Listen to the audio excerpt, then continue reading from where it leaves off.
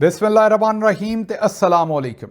24 ਫਰਵਰੀ ਪਾਕਿਸਤਾਨ ਦੇ ਵਿੱਚ ਮੰਗਲ ਦੀ ਦੁਪਹਿਰ ਤੇ ਅੱਜ ਦੇ ਪੰਜਾਬੀ ਵੀਲੌਗ 'ਚ ਚੜ੍ਹਦੇ ਤੇ ਲਹਿੰਦੇ ਪੰਜਾਬ ਦੇ ਸੱਜਣਾ ਤੇ ਮਿੱਤਰਾਂ, ਭੈਣਾਂ ਤੇ ਭਰਾਵਾਂ, ਮਾਵਾਂ ਤੇ ਬਜ਼ੁਰਗਾਂ ਨੂੰ ਜੀ ਆਇਆਂ। ਸਭ ਤੋਂ ਪਹਿਲਾਂ ਆਸਿਮ ਮੁਨੀਰਜ਼ ਡਿਫੈਕਟੋ ਫਾਰਮ 47 ਮਿਲਟਰੀ ਰਾਜ ਡੇ 87। ਹੁਣ ਚੱਲਨੇ ਅੱਜ ਦੀਆਂ ਗੂੜੀਆਂ ਨਿੱਘੀਆਂ ਤੇ ਸੰਘਣੀਆਂ ਖਬਰਾਂ ਵਾਲੇ ਪਾਸੇ। ਹੁਣ ਤੱਕ ਤੁਹਾਨੂੰ ਇਹ ਤੇ ਪਤਾ ਲੱਗ ਹੀ ਗਿਆ ਹੈ ਕਿ ਇਮਰਾਨ ਖਾਨ ਸਾਹਿਬ ਨੂੰ ਪਿਮਸ ਹਸਪਤਾਲ ਲਿਆਂਦਾ ਗਿਆ ਰਾਤੀ 2 ਵਜੇ, ਇੱਕ ਵਾਰੀ ਫੇਰ ਲੁਕਾ ਕੇ ਛੁਪਾ ਕੇ। ਨਾ ਖਾਨਦਾਨ ਨੂੰ ਦੱਸਿਆ, ਨਾ ਪਾਰਟੀ ਨੂੰ ਦੱਸਿਆ, ਨਾ ਆਵਾਮ ਨੂੰ ਦੱਸਿਆ। ਗੱਡੀਆਂ ਦੇ ਝੁਰਮਟ ਦੇ ਵਿੱਚ ਕਾਲੇ ਸ਼ੀਸ਼ਿਆਂ ਵਾਲੀ ਗੱਡੀ, ਜਿਹਦੇ ਵਿੱਚੋਂ ਨਾ ਅੰਦਰੋਂ ਕੁਝ ਬਾਹਰ ਨਜ਼ਰ ਆਵੇ ਤੇ ਨਾ ਬਾਹਰੋਂ ਕੁਝ ਅੰਦਰ ਨਜ਼ਰ ਆਵੇ, ਉਹਦੇ ਵਿੱਚ ਲਿਆਂਦਾ ਗਿਆ। ਔਰ ਹਸਪਤਾਲ ਦੇ ਵੀ ਸਾਰੇ ਵਾਰਡ ਜਿਹੜੇ ਲੌਕ ਕਰ ਦਿੱਤੇ, ਸਾਰੇ ਜਿਤਨੇ ਵੀ ਇਲਾਕੇ ਸਨ ਉਹਨਾਂ ਸਾਰਿਆਂ ਦੀ ਬਿਜਲੀ ਬੰਦ ਕਰ ਦਿੱਤੀ, ਲੋਕਾਂ ਦੀ ਐਂਟਰੀ ਉੱਥੇ ਬੰਦ ਕਰ ਦਿੱਤੀ, ਗੇਟਾਂ ਦੇ ਉੱਤੇ ਕਬਜ਼ੇ ਕਰ ਲਏ MI ਨੇ ਤੇ ISI ਨੇ। ਤੇ ਇਮਰਾਨ ਖਾਨ ਸਾਹਿਬ ਨੂੰ ਹਸਪਤਾਲ ਲਿਆ ਕੇ ਫਿਰ ਉਹਨਾਂ ਦੀ ਅੱਖ ਦੇ ਵਿੱਚ ਇੱਕ ਹੋਰ ਟੀਕਾ ਲਵਾਇਆ ਗਿਆ। ਹੁਣ ਇਹ ਉਹ ਇਲਾਜ ਹੈ ਜਿਹਨੂੰ ਨਾ ਇਮਰਾਨ ਖਾਨ ਸਾਹਿਬ ਦਾ ਖਾਨਦਾਨ ਅਪਰੂਵ ਕਰਦਾ ਹੈ, ਨਾ ਇਮਰਾਨ ਖਾਨ ਸਾਹਿਬ ਖੁਦ ਅਪਰੂਵ ਕਰਦੇ ਨੇ, ਨਾ ਹੀ ਉਹਨਾਂ ਦੇ ਜਿਹੜੇ ਜ਼ਾਤੀ ਮੌਲਜ ਨੇ ਉਹ ਇਹਦੇ 'ਤੇ ਰਾਜ਼ੀ ਨੇ। ਲੇਕਿਨ ਲਗਾਤਾਰ ਧੱਕਾ ਕੀਤਾ ਜਾ ਰਿਹਾ ਹੈ ਔਰ ਇਮਰਾਨ ਖਾਨ ਸਾਹਿਬ ਦੀ ਜਿਹੜੀ ਖਾਨਦਾਨ ਦੀ ਡਿਮਾਂਡ ਹੈ, ਜ਼ਾਤੀ ਮੌਲਜੀਨ ਦੇ ਐਕਸੈਸ ਦੀ ਡਿਮਾਂਡ ਹੈ, ਉਹਨੂੰ ਰੱਦ ਕੀਤਾ ਜਾ ਰਿਹਾ ਹੈ। ਔਰ ਇਹ ਸ਼ਾਇਦ ਦੁਨੀਆ 'ਚ ਘੱਟ ਹੀ ਇਸ ਤਰ੍ਹਾਂ ਹੋਇਆ ਹੋਵੇ, ਇਹੋ ਜਿਹੀ ਬੇਸ਼ਰਮੀ ਹੋਈ ਹੋਵੇ ਕਿ ਟ੍ਰੀਟਮੈਂਟ ਜਿਹੜਾ ਉਹ ਵੀ ਦੇਣ ਤੋਂ ਇਸ ਵੇਲੇ ਉਹਦੇ ਉੱਤੇ ਵੀ ਮੁਕੰਮਲ ਪ੍ਰੋਪੇਗੈਂਡਾ ਕੀਤਾ ਜਾ ਰਿਹਾ। ਬਹਰਹਾਲ ਮੁਖਤਸਰ ਹੈ ਕਿ ਉਹਨਾਂ ਨੂੰ ਲਿਆਂਦਾ ਗਿਆ ਤੇ ਵਾਪਸ ਲੈ ਗਏ ਔਰ ਕਿਸੇ ਬੰਦੇ ਨੂੰ ਉਹਦੀ ਭੜਕ ਨਹੀਂ ਪਈ। ਇਹਦੇ ਵਿੱਚ ਥੋੜ੍ਹੀ ਜਿਹੀ ਕਮਜ਼ੋਰੀ ਜਿਹੜੀ ਉਹ ਸਾਡੀ ਸਾਰਿਆਂ ਦੀ ਵੀ ਹੈ, ਪਾਰਟੀ ਦੀ ਵੀ, ਬਾਕੀਆਂ ਦੀ ਵੀ, ਸਾਰਿਆਂ ਦੀ, ਕਿ ਇਹ 3-4 ਰਾਤਾਂ ਦੇ ਵਿੱਚ ਲਿਆਂਦਾ ਜਾਣਾ ਸੀ, ਸਾਰਿਆਂ ਨੂੰ ਪਤਾ ਸੀ। ਔਰ ਇਹਦੇ ਉੱਤੇ ਕੋਈ ਅਗਰ ਚੁੱਪ ਕਰਕੇ, ਜ਼ਾਹਿਰ ਹੈ ਅਨਾਊਂਸ ਕਰਕੇ ਨਹੀਂ, ਚੁੱਪ ਕਰਕੇ ਉੱਥੇ ਇਸਲਾਮਾਬਾਦ 'ਚ ਕੋਈ ਲਾਹੇ ਅਮਲ ਬਣਾਇਆ ਜਾਂਦਾ ਔਰ ਉੱਥੇ ਬੰਦੇ ਮੌਜੂਦ ਹੁੰਦੇ ਜਿਸ ਵੇਲੇ ਇਮਰਾਨ ਖਾਨ ਸਾਹਿਬ ਆਉਂਦੇ, ਜ਼ਾਹਿਰ ਹੈ ਹਸਪਤਾਲ ਨਾ ਮੌਜੂਦ ਹੁੰਦੇ, ਹਸਪਤਾਲ ਦੇ ਆਲੇ ਦੁਆਲੇ ਬਹੁਤ ਸਾਰੀਆਂ ਬਿਲਡਿੰਗਸ ਨੇ, ਉੱਥੋਂ ਨਜ਼ਰ ਰੱਖੀ ਜਾ ਸਕਦੀ ਸੀ। ਲੇਕਿਨ ਅਨਫੋਰਚੂਨੇਟਲੀ ਜਿਹੜਾ ਇਸ ਤਰ੍ਹਾਂ ਦਾ ਕੋਈ ਕੰਮ ਨਾ ਕੀਤਾ ਗਿਆ। ਮਸਲਨ ਸਾਹਮਣੇ ਸੈਂਟੋਰਸ ਜਿਹੜੀ ਬਿਲਡਿੰਗ ਹੈ ਉਹਦੇ ਵਿੱਚ ਵੀ ਸਾਡੇ ਕਈ ਲੋਕਾਂ ਦੇ ਅਪਾਰਟਮੈਂਟ ਨੇ, ਉੱਥੇ ਬਹਿ ਕੇ ਰਾਤ ਸਾਰੀ ਪਹਿਰਾ ਦਿੱਤਾ ਜਾ ਸਕਦਾ ਸੀ। ਹੋਰ ਵੀ ਬੜੇ ਸਾਰੀ ਜਗ੍ਹਾ ਨੇ ਜਿੱਥੋਂ ਦੀ ਲੰਘ ਕੇ ਜ਼ਾਹਿਰ ਆਉਣਾ ਹੈ, ਪਿਮਸ ਹਸਪਤਾਲ ਅਗਰ ਆਉਣਾ ਤੇ ਉੱਥੇ ਨਜ਼ਰ ਰੱਖੀ ਜਾ ਸਕਦੀ ਸੀ। ਅਡਿਆਲਾ ਜੇਲ੍ਹ ਦੇ ਆਲੇ ਦੁਆਲੇ ਜ਼ਾਹਿਰ ਹੈ ਕਿਸੇ ਜਗ੍ਹਾ ਦੇ ਉੱਤੇ ਨਜ਼ਰ ਰੱਖੀ ਜਾ ਸਕਦੀ ਸੀ। ਮੈਸੇਜ ਕਰਕੇ ਦੱਸਣਾ ਹੀ ਸੀ ਨਾ, ਅਲਰਟ ਹੀ ਕਰਨਾ ਸੀ ਕਿ ਖਾਨ ਸਾਹਿਬ ਨੂੰ ਲਿਆਂਦਾ ਜਾ ਰਿਹਾ ਹੈ, ਤੇ ਉਹਦੇ ਨਤਾਇਜ ਜ਼ਾਹਿਰ ਹੈ ਕੁਝ ਹੋਰ ਹੋ ਸਕਦੇ ਸਨ। ਸਾਰੀ ਗੱਲ ਦੇ ਮਤਲਬ ਕਿ ਉਹ ਇਸੇ ਤਰੀਕੇ ਨਾਲ ਲੁਕਾ ਕੇ ਵਾਪਸ ਨਾ ਖੜ ਸਕਦੇ, ਬਲਕਿ ਭੈਣਾਂ ਨੂੰ ਮੁਲਾਕਾਤ ਦਾ ਮੌਕਾ ਮਿਲ ਜਾਂਦਾ, ਡਾਕਟਰਸ ਨੂੰ ਸ਼ਾਇਦ ਮੁਲਾਕਾਤ ਦਾ ਮੌਕਾ ਮਿਲ ਜਾਂਦਾ, ਲੇਕਿਨ ਇਹ ਕੰਮ ਨਾ ਹੋ ਸਕਿਆ। ਹੁਣ ਚੱਲੇ ਆ, ਇਹ ਤਾਂ ਬੇਸ਼ਰਮੀ ਚੱਲ ਰਹੀ ਹੈ, ਲੇਕਿਨ ਅੱਜ ਵਰਕਰਸ ਨੂੰ ਮੈਂ ਇਹ ਕਹਾਂਗਾ ਕਿ ਅੱਜ ਫਿਰ ਭੈਣਾਂ ਦੀ ਮੁਲਾਕਾਤ ਦਾ ਦਿਨ ਹੈ ਤੇ ਅਡਿਆਲਾ ਜੇਲ੍ਹ ਜ਼ਰੂਰ ਪਹੁੰਚਣਾ ਚਾਹੀਦਾ ਹੈ। ਪੁਰਅਮਨ ਇਹਤਜਾਜ ਉੱਥੇ ਭੈਣਾਂ ਕਰਦੀਆਂ ਨੇ ਹਰ ਵਾਰੀ, ਉਹਨਾਂ ਦੇ ਨਾਲ ਸ਼ਾਮਿਲ ਹੋਣਾ ਚਾਹੀਦਾ ਹੈ ਔਰ ਉਹਨਾਂ ਦੀ ਆਵਾਜ਼ ਦਾ ਹਿੱਸਾ ਬਣਨਾ ਚਾਹੀਦਾ, ਕਿਉਂਕਿ ਇਸ ਵੇਲੇ ਇਮਰਾਨ ਖਾਨ ਸਾਹਿਬ ਨੂੰ ਬਿਹਤਰ ਇਲਾਜ ਦੀ ਜ਼ਰੂਰਤ ਹੈ। ਫੈਮਿਲੀ ਬਾਰ-ਬਾਰ ਆਉਂਦੀ ਹੈ ਕਿ ਉਹਨਾਂ ਨੂੰ ਸ਼ਿਫਾ ਇੰਟਰਨੈਸ਼ਨਲ ਹਸਪਤਾਲ ਉਹਨਾਂ ਦੇ ਜ਼ਾਤੀ ਮੁਆਲਜੀਨ ਨੂੰ ਵੀ ਐਕਸੈਸ ਦੇਣ ਤੇ ਸ਼ਿਫਾ ਇੰਟਰਨੈਸ਼ਨਲ ਹਸਪਤਾਲ ਵੀ ਉਹਨਾਂ ਨੂੰ ਸ਼ਿਫਟ ਕਰਨ। ਹੁਣ ਚੱਲਨੇ ਅਗਲੀ ਖਬਰ ਵਾਲੇ ਪਾਸੇ। ਅਗਲੀ ਖਬਰ ਜਿਹੜੀ ਹੈ ਉਹ ਨਵਾਜ਼ ਸ਼ਰੀਫ ਨੇ ਇਮਰਾਨ ਖਾਨ ਲਈ ਹਰ ਤਰ੍ਹਾਂ ਦੀ ਰਵਾਦਾਰੀ ਦਾ ਇਜ਼ਹਾਰ ਕੀਤਾ। ਜਦੋਂ ਨਵਾਜ਼ ਸ਼ਰੀਫ ਵਜ਼ੀਰ ਆਜ਼ਮ ਸੀ ਤੇ ਉਹਨਾਂ ਨੂੰ ਫੋਨ ਤੇ ਗਾਲਾਂ ਕੱਢੀਆਂ ਜਾਂਦੀਆਂ ਸਨ, ਉਹ ਨੰਬਰ ਤਬਦੀਲ ਕਰਦੇ ਸਨ ਤੇ ਫਿਰ ਦੂਸਰੇ ਨੰਬਰ ਦੇ ਉੱਤੇ ਗਾਲਾਂ ਜਿਹੜੀਆਂ ਉਹ ਕੱਢੀਆਂ ਜਾਂਦੀਆਂ ਸਨ। ਮਤਲਬ ਅਗਰ ਨੰਬਰ ਤਬਦੀਲ ਕਰਦੇ ਸਨ ਤੇ ਗਾਲਾਂ ਕੱਢਣ ਵਾਲਿਆਂ ਕੋਲ ਨਵਾਂ ਨੰਬਰ ਵੀ ਹੁੰਦਾ ਸੀ। ਕਹਿਣ ਦਾ ਮਤਲਬ ਉਹ ਇਹ ਹੈ ਕਿ ਉਹ ਆਂਦੇ ਨੇ ਕਿ ਫੌਜੀ ਜਰਨਲਸ ਜਿਹੜੇ ਨੇ ਉਹ ਨਵਾਜ਼ ਸ਼ਰੀਫ ਨੂੰ ਗਾਲਾਂ ਕਢਵਾਉਂਦੇ ਸਨ ਤੇ ਉਹਨਾਂ ਦੇ ਕੋਲ ਐਕਸੈਸ ਹੁੰਦੀ ਸੀ ਨਵਾਜ਼ ਸ਼ਰੀਫ ਦੇ ਸਾਰੇ ਨੰਬਰਾਂ ਦੀ। ਮੈਂ ਉਹ ਗਾਲਾਂ ਨਵਾਜ਼ ਸ਼ਰੀਫ ਸਾਹਿਬ ਦੇ ਫੋਨ 'ਚ ਆਪ ਵੇਖੀਆਂ ਨੇ। ਉਹ ਗਾਲੀਆਂ ਤੁਸੀਂ ਪੜ੍ਹ ਨਹੀਂ ਸਕਦੇ। ਉਹ ਆਂਦੇ ਨੇ ਵੀ ਏਡੀਆਂ ਕਿ ਗੰਦੀਆਂ ਗਾਲਾਂ ਨਵਾਜ਼ ਸ਼ਰੀਫ ਸਾਹਿਬ ਨੂੰ ਦਿੱਤੀਆਂ ਜਾਂਦੀਆਂ ਸਨ ਵੀ ਉਹ ਪੜ੍ਹੀਆਂ ਨਹੀਂ ਜਾ ਸਕਦੀਆਂ। ਮੈਂ ਸਿਰਫ ਇੰਨਾ ਦੱਸ ਸਕਦਾ ਵੀ ਰਵਾਦਾਰੀ ਦਾ ਇਜ਼ਹਾਰ ਕਿਸ ਤਰ੍ਹਾਂ ਹੁੰਦਾ ਹੈ। ਉਹਨਾਂ ਨੇ ਮੁਲਕ ਚਲਾਉਣ ਵਾਸਤੇ ਗਾਲਾਂ ਵੀ ਬਰਦਾਸ਼ਤ ਕੀਤੀਆਂ। ਵੇਖੋ, ਗਾਲ ਕੋਈ ਕਿਸੇ ਨੂੰ ਵੀ ਕੱਢੇ ਤੇ ਇਹ ਤੇ ਗਲਤ ਹੈ। ਫਿਰ ਮੁਲਕ ਦੇ ਇਲੈਕਟਡ ਪ੍ਰਾਈਮ ਮਿਨਿਸਟਰ ਨੂੰ ਕੱਢੇ, ਇਹ ਬਿਲਕੁਲ ਗਲਤ ਹੈ। ਇਹਦੀ ਜਿੰਨੀ ਮੁਜ਼ੰਮਤ ਕੀਤੀ ਜਾਏ ਉਨੀ ਘੱਟ ਹੈ। ਨਵਾਜ਼ ਸ਼ਰੀਫ ਸਾਹਿਬ ਦੇ ਨਾਲ ਸਿਆਸੀ ਮੁਖਾਲਫਤ ਆਪਣੀ ਜਗ੍ਹਾ, ਲੇਕਿਨ ਅਗਰ ਉਹਨਾਂ ਨੂੰ ਉਸ ਵੇਲੇ ਕੋਈ ਜਰਨੈਲ ਗਾਲਾਂ ਕੱਢਦਾ ਸੀ ਜਾਂ ਕੋਈ ਫੌਜੀ ਅਫਸਰ ਗਾਲਾਂ ਕੱਢਦਾ ਸੀ ਤੇ ਉਹਨਾਂ ਨੂੰ ਉਹਦੇ ਉੱਤੇ ਐਕਸ਼ਨ ਲੈਣਾ ਚਾਹੀਦਾ ਸੀ। ਉਹਨਾਂ ਨੇ ਨਹੀਂ ਲਿਆ ਤੇ ਇਹ ਵੀ ਉਹਨਾਂ ਦੀ ਮੈਂ ਆਖਾਂਗਾ ਨਲਾਇਕੀ ਹੈ। ਔਰ ਉਹਨਾਂ ਨੇ ਗਾਂ ਵਾਲਿਆਂ ਵਾਸਤੇ ਵੀ, ਜਿਹੜੇ ਗਾਂ ਅਫਸਰ ਵੀ ਆਉਣੇ ਸਨ ਤੇ ਗਾਂ ਵਜ਼ੀਰ ਆਜ਼ਮ ਵੀ ਆਉਣੇ ਸਨ, ਉਹਨਾਂ ਸਾਰਿਆਂ ਵਾਸਤੇ ਉਹਨਾਂ ਨੇ ਖੋਟਾ ਪੈਂਡਾ ਕੀਤਾ ਤਾਂ ਕਿ ਇਹ ਕੰਮ ਰੂਟੀਨ ਬਣ ਜਾਏ। ਇਹ ਆਮਰ ਇਲਿਆਸ ਰਾਣਾ ਸਾਹਿਬ ਕੋਈ ਬਹਾਦਰੀ ਦੀ ਗੱਲ ਨਹੀਂ ਹੈ। ਮੈਂ ਇਹ ਨਹੀਂ ਆਂਦਾ ਵੀ ਉਹ ਵਾਪਸ ਗਾਲਾਂ ਕੱਢਦੇ, ਲੇਕਿਨ ਉਹ ਇੱਥੇ ਐਕਸ਼ਨ ਲੈਂਦੇ, ਕਮੇਟੀ ਬਣਾਉਂਦੇ। ਜੇ ਉਹਨਾਂ ਤੁਹਾਨੂੰ ਆਪਣਾ ਫੋਨ ਵਿਖਾ ਦਿੱਤਾ ਤਾਂ ਪ੍ਰੈਸ ਕਾਨਫਰੰਸ ਕਰਦੇ, ਆਵਾਮ ਦੇ ਸਾਹਮਣੇ ਰੱਖਦੇ ਵੀ ਆ ਗੰਦੀਆਂ ਗਾਲਾਂ ਦਿੱਤੀਆਂ ਜਾ ਰਹੀਆਂ ਨੇ। ਇਹਦੇ 'ਚ ਨਵਾਜ਼ ਸ਼ਰੀਫ ਸਾਹਿਬ ਦੀ ਬੇਇੱਜ਼ਤੀ ਨਾ ਹੁੰਦੀ। ਮਸਲਨ ਅਗਰ ਮੈਂ ਰਾਣਾ ਸਾਹਿਬ ਤੁਹਾਨੂੰ ਗਾਲ ਕੱਢਾਂ ਤਾਂ ਤੁਹਾਡੀ ਬੇਇੱਜ਼ਤੀ ਨਹੀਂ ਹੈ, ਮੇਰੀ ਬੇਇੱਜ਼ਤੀ ਹੈ। ਜਾਂ ਤੁਸੀਂ ਮੈਨੂੰ ਗਾਲ ਕੱਢੋ ਤੇ ਮੇਰੀ ਬੇਇੱਜ਼ਤੀ ਨਹੀਂ ਹੋਣੀ, ਤੁਹਾਡੀ ਬੇਇੱਜ਼ਤੀ। ਜਿਹੜਾ ਕਿਸੇ ਨੂੰ ਗੰਦੀਆਂ ਗਾਲਾਂ ਦਿੰਦਾ ਹੈ, ਬੇਇੱਜ਼ਤੀ ਉਹਦੀ ਹੈ। ਹਾਂ, ਉਹਨੂੰ ਐਕਸਪੋਜ਼ ਕਰਨਾ ਚਾਹੀਦਾ ਵੇਲੇ ਦੇ ਉੱਤੇ, ਔਰ ਅਗਰ ਤੁਸੀਂ ਐਕਸਪੋਜ਼ ਨਹੀਂ ਕਰਦੇ ਤਾਂ ਫਿਰ ਦੋ ਵਜੂਹਾਤ ਨੇ, ਜਾਂ ਤੇ ਤੁਹਾਡੇ 'ਚ ਕੋਈ ਕਾਣ ਹੈ ਜਾਂ ਤੁਸੀਂ ਬੁਜ਼ਦਿਲ ਹੋ। ਜਿਹੜਾ ਫਾਇਦਾ ਤੁਹਾਨੂੰ ਲੱਗਾ ਹੋਇਆ, ਤੁਸੀਂ ਤੁਹਾਡੇ ਲਈ ਉਹ ਫਾਇਦਾ ਜ਼ਿਆਦਾ ਅਜ਼ੀਜ਼ ਹੈ ਗਾਲਾਂ ਦੀ ਨਿਸਬਤ, ਤੁਹਾਡੀ ਸੈਲਫ ਰਿਸਪੈਕਟ, ਤੁਹਾਡੀ ਇੱਜ਼ਤ। ਚਲੋ ਮੈਂ ਇਹ ਮੰਨ ਲੈਣਾ ਹੈ ਰਾਣਾ ਸਾਹਿਬ ਕਿ ਨਵਾਜ਼ ਸ਼ਰੀਫ ਸਾਹਿਬ ਜਿਹੜੇ ਨੇ ਕੁਝ ਨਹੀਂ ਸੀ ਕਰ ਸਕਦੇ, ਕਮਜ਼ੋਰ ਸਨ, ਅਸਤੀਫਾ ਦੇ ਕੇ ਤੇ ਘਰ ਜਾ ਸਕਦੇ ਸਨ।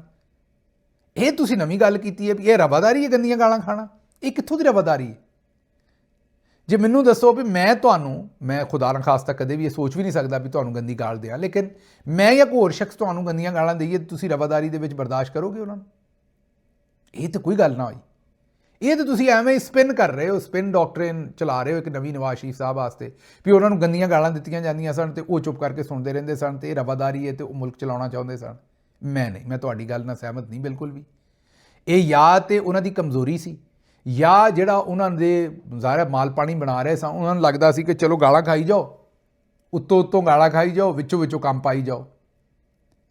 ਲੇਕਿਨ ਇਹ ਤਾਂ ਕੋਈ ਦਰੁਸਤ ਤਰੀਕਾ ਨਹੀਂ। ਮੈਨੂੰ ਅੱਜ ਤੱਕ ਵੀ ਯਾਦ ਹੈ ਕਿ ਇਮਰਾਨ ਖਾਨ ਸਾਹਿਬ ਦੇ ਬਾਰੇ ਇੱਕ ਸਟੋਰੀ ਬਣਾਈ ਗਈ ਕਿ ਜੀ ਜਿਸ ਦਿਨ ਹਕੂਮਤ ਖਤਮ ਹੋਈ ਤੇ ਉੱਥੇ ਫੌਜੀ ਹੈਲੀਕਾਪਟਰ ਉਤਰੇ ਤੇ ਉਹਨਾਂ ਨੇ ਜਾ ਕੇ ਕਮਰੇ ਦੇ ਵਿੱਚ ਇਮਰਾਨ ਖਾਨ ਸਾਹਿਬ ਨਾਲ ਬਦਤਮੀਜ਼ੀ ਕੀਤੀ।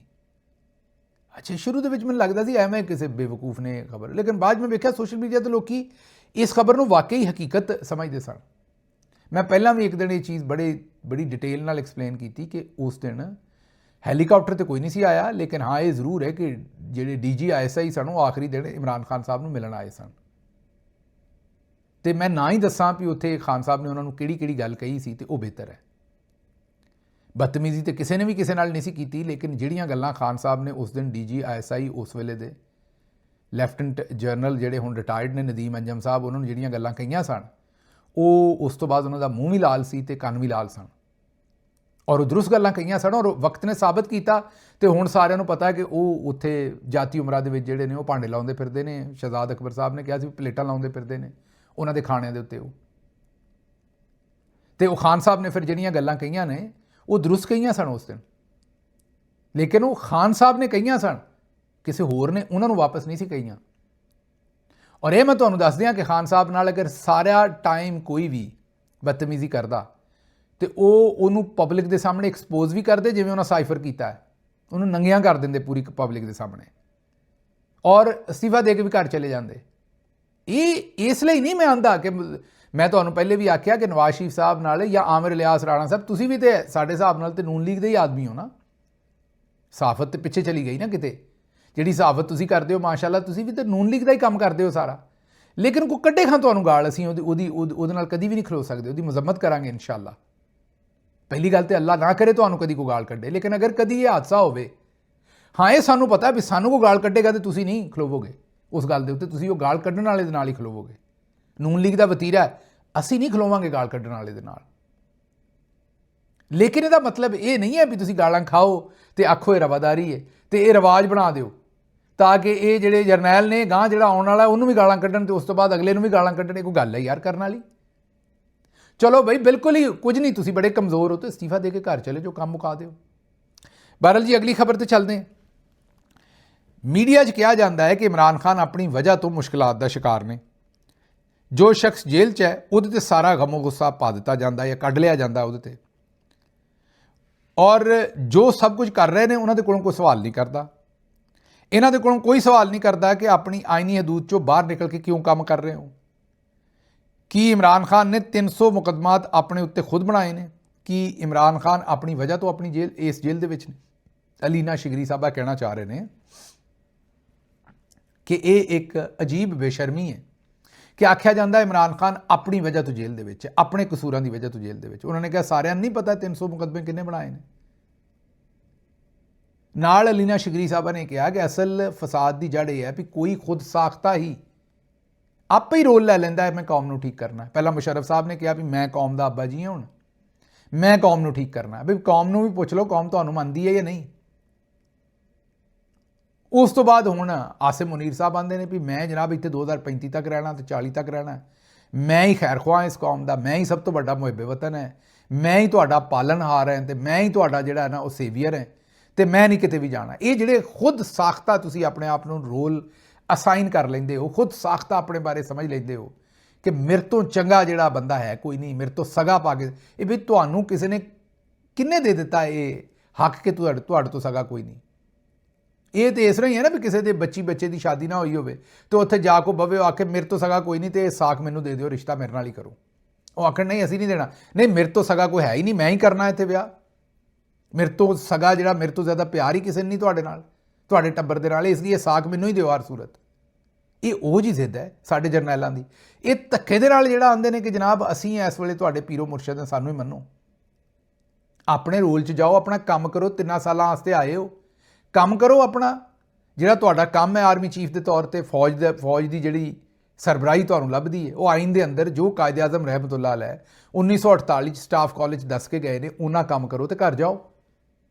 ਇਹ ਜਿਹੜਾ ਤੁਸੀਂ ਪੂਰੀ ਕੌਮ ਦੇ ਬਾਬਾ ਏ ਕੌਮ ਬਣ ਜਾਂਦੇ ਹੋ, ਸਾਰਿਆਂ ਨੂੰ ਆਪਣੇ ਰੋਲ ਦੇ ਵਿੱਚ ਰਹਿਣਾ। ਦੂਜੇ ਪਾਸੇ ਉੱਥੇ ਨਵਾਂ ਕੰਮ ਸ਼ੁਰੂ ਹੋਇਆ।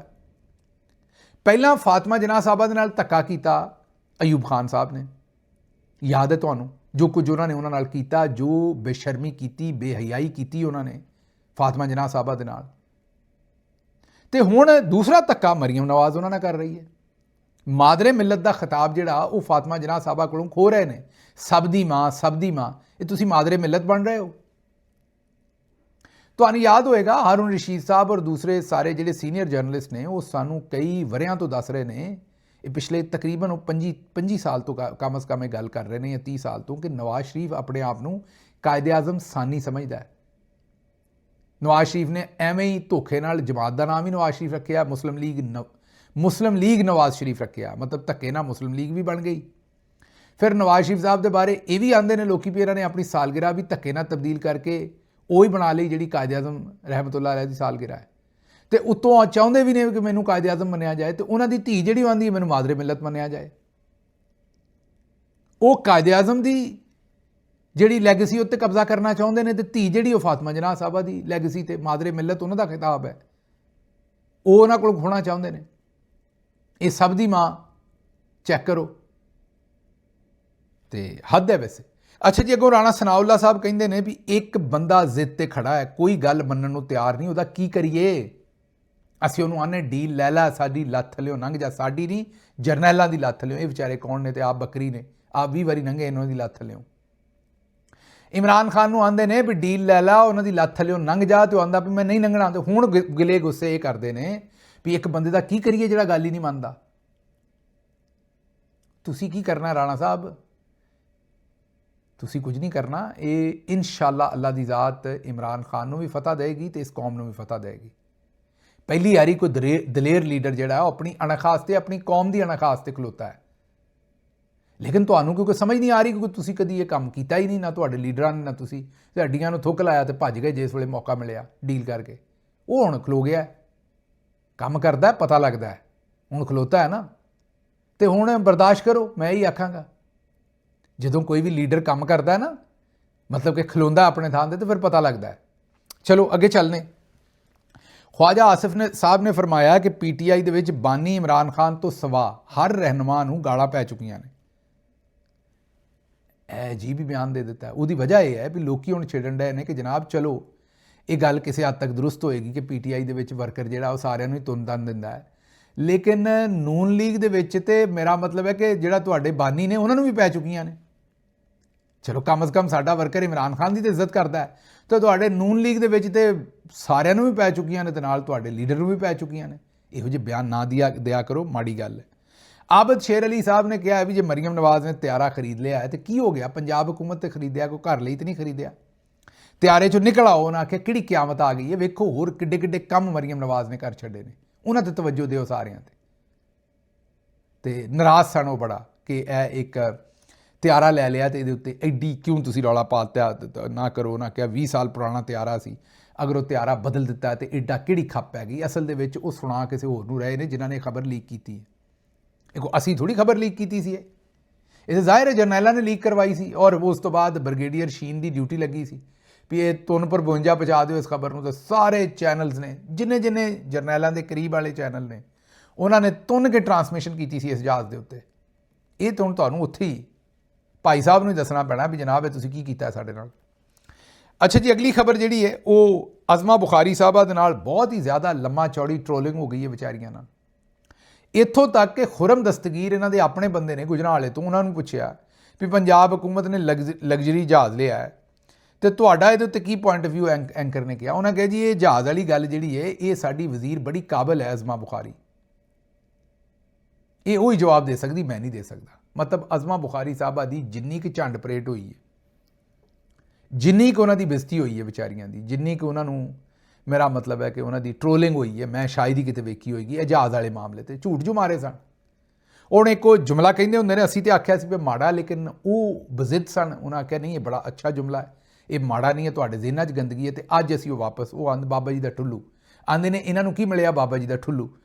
ਅਸੀਂ ਆਂਦੇ ਸਾਂ ਵੀ ਇਹ ਬੁਰਾ ਜੁਮਲਾ ਹੈ, ਨਾ ਬੋਲੋ, ਤੇ ਉਹਨਾਂ ਨੇ ਆ ਕੇ ਟੀਵੀ ਤੇ ਦੱਸਿਆ ਵੀ ਨਹੀਂ ਇਹ ਜੁਮਲਾ ਬੁਰਾ ਨਹੀਂ, ਤੁਹਾਡੇ ਦਿਮਾਗ ਦੇ ਵਿੱਚ ਗੰਦਗੀ ਹੈ, ਇਹ ਜੁਮਲਾ ਬੜਾ ਅੱਛਾ ਹੈ ਤੇ ਇਹਨੂੰ ਤਾਂ ਮੈਂ ਬੜਾ ਇਸਤੇਮਾਲ ਕਰਦੀ ਹਾਂ।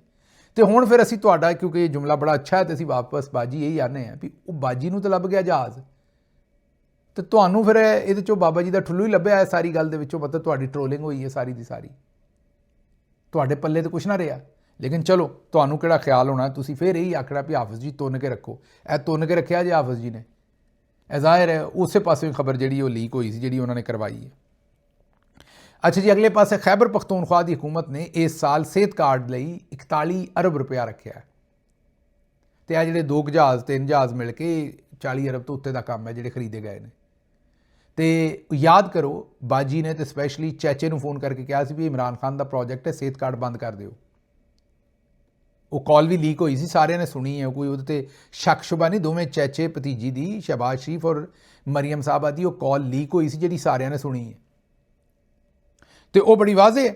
ਤੇ ਦੂਜੇ ਪਾਸੇ ਫਾਇਰਵਾਲ ਤੇ ਵੀ ਰੁਪਈਏ ਲਾਤੇ ਤੇ ਜਹਾਜ਼ਾਂ ਤੇ ਪਤਾ ਨਹੀਂ ਕਿੰਨੇ ਕਰਬ ਇੱਥੇ ਜ਼ਾਇਆ ਕਰਦੇ ਨੇ। ਕਮ ਅਜ਼ ਕਮ ਚਲੋ ਇਹ ਖੁਸ਼ੀ ਹੈ ਵੀ KPK ਦੇ ਵਿੱਚ ਸ਼ਹਿਰੀਆਂ ਨੂੰ ਇਮਰਾਨ ਖਾਨ ਦੀ ਵਸਾਤਤ ਜਿਹੜਾ ਉਹ ਹੈਲਥ ਕਾਰਡ ਲੱਭ ਰਿਹਾ, ਉਹ ਆਪਣਾ ਇਲਾਜ ਕਰਵਾ ਰਹੇ ਨੇ। ਮੈਨੂੰ ਇੱਥੋਂ ਇਜਾਜ਼ਤ ਦਿਓ ਤੇ ਰੱਬ ਰੱਖ।